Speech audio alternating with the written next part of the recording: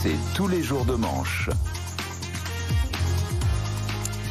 C'est pas facile de passer de la question de l'euthanasie à la question d'Arnaud Demanche, mais moi je vais vous dire, Arnaud Demanche, c'est là que je vous aime le plus. Oh, c'est gentil. Bah ouais, parce que je me dis justement, en fait la vie c'est pas toujours marrant, mais heureusement vous êtes là. On est là pour rigoler un peu. C'est donc tous les jours de manche. Eh ben très bien, voilà, on s'est bien amusé en parlant de la fin de vie, un petit peu de sérieux. Allez.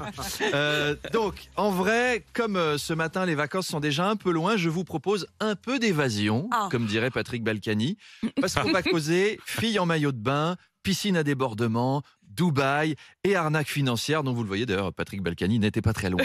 Oui, car Nicolas Poincaré nous parlait à l'instant de Magali Berda, la star du web, agent de beaucoup d'influenceurs. Elle est accusée de profiter de sa notoriété pour vendre des produits bas de gamme ou inutiles à ses fans. Oui, voilà, découvrons le monde du business des influenceuses, ou comme l'appelle Charles Magnin, la Silicon Valley. Et il n'y a pas que dans l'océan qu'il y a du plastique. Hein. Et donc, vous les avez forcément vus. Elles conseillent à leurs fans d'acheter, je sais pas, une brosse à cheveux connectée ou des sachets miracles pour se rétrécir le vagin. C'est authentique, c'est vrai.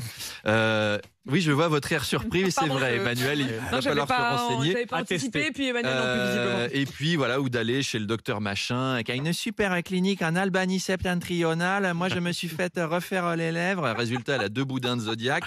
Et Magali Berda, c'est la patronne. Elle gère une 60aine d'influenceuses et elle est accusée de profiter de ses abonnés. Donc, c'est 40 millions d'euros de chiffre d'affaires quand même, avec des montages financiers extrêmement chiadés, parce qu'elles sont balèzes en comptabilité quand même, les influenceuses. Tu crois qu'elles sont là 2 plus 2, ça fait 5. Non. En fait, elles te montrent des sociétés offshore reliées à des comptes panaméens. Tiens, Emmanuel, on va parler d'une collègue à vous.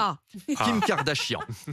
La papesse des influenceuses. Eh ben, elle lance carrément un fonds d'investissement, figurez-vous. Eh oui, la finance, c'est le nouveau kiff de la télé-réalité. Devenir influenceur, Emmanuel Le Chiffre, c'est ça, sûr. J'imagine les rendements à 2 chiffres. Ah non, mais ça va donner des émissions géniales. Chacun ses fantasmes.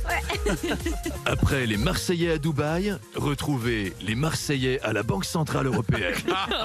Aujourd'hui, dans les Marseillais à la BCE, Dylan s'en prend à Adixia car elle lui a manqué de respect.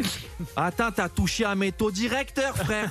Je m'en bats les couilles, tu touches pas à mes taux directeurs. Sinon, je te fais une crise systémique de ta mère. Y a pas des nanani nanana. Tu vas faire quoi là? Tu vas faire quoi? Tu vas relever le ratio de solvabilité des marchés financiers de ta grand-mère. Mais tu vas pleurer ton taux d'usure. Va pleurer ton taux d'usure de tes morts. Dans le prochain épisode du Clash en perspective, Emmanuel Le Chypre débarque dans la ville. Alors qu'il a conseillé à Maëva Guénam de mettre ses économies sur un livret A de la caisse d'épargne. Maëva va-t-elle clasher Manu alors qu'il aurait pu tout placer sur des trackers à double effet de levier indexés sur le Nasdaq? Clash, grosse moula et Emmanuel Le Chypre dans le prochain épisode des Marseillais à la BCE. Elle est trop belle ma vie avec toi. Trop belle ta vie. On envoie du rêve. Non, Magali Berda, Maëva, Kim Glo et compagnie. Meuf, si tu peux influencer des millions de personnes, dis-leur des trucs positifs. Voilà, améliore leur vie.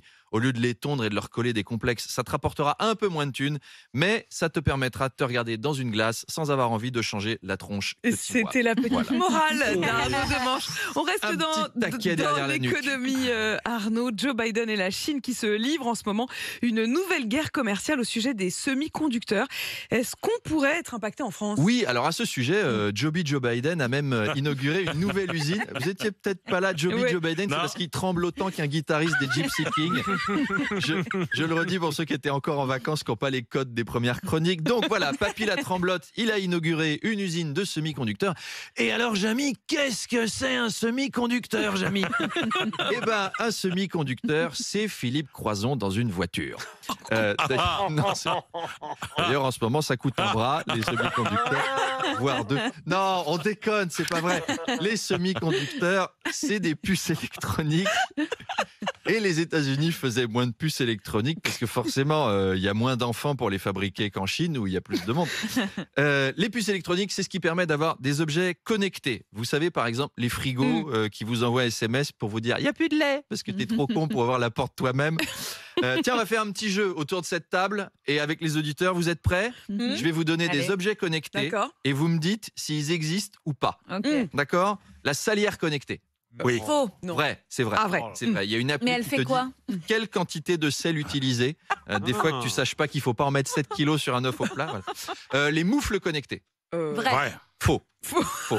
La brosse à cheveux connectée. Ah on en oui, parlait tout à oui, l'heure. oui, Oui, alors on en parlait tout à l'heure. C'est vrai, elle a un micro pour écouter le bruit de tes cheveux quand tu les brosses. Ah oui, vous n'êtes pas concerné évidemment, mais c'est un micro pour écouter le bruit de tes cheveux quand on les brosse et il te dit s'ils sont en bon état. Voilà, la planète est en train de crever, mais tu as besoin d'une brosse qui parle à tes cheveux.